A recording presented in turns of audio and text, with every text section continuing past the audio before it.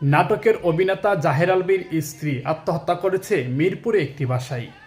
জাহের আলভী তখন নেপালে একটি শুটিং করছিলেন।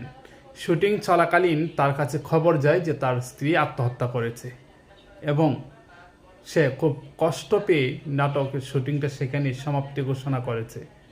সমাপ্তি ঘোষণা করার পরে বাংলাদেশে যোগাযোগ করার পরে দিয়ে কনফার্ম হয়ে সাংবাদিকদের উদ্দেশ্যে একটা স্ট্যাটাস লিখে, আমি আমার স্ত্রীর মৃত্যুর খবর পেয়েছি, কিন্তু কেন সে আমার একটি সন্তানকে রেখে এই ভুল সিদ্ধান্ত নিয়েছে এটা আমি আদৌ জানি না।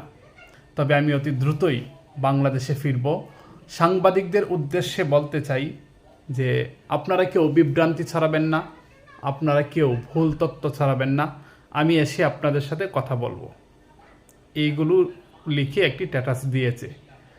সত্যিকার অর্থে মানুষ কেন যে এই ভুল সিদ্ধান্তটা নেয়, আত্মহত্যা হচ্ছে মহাপাপ, তাও এই রমজান মাসে মানুষ কেন ভুল সিদ্ধান্ত নেয় আমার জানা নেই।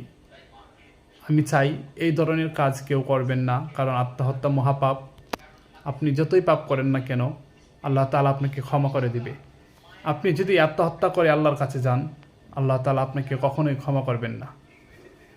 সবাই সাবধান।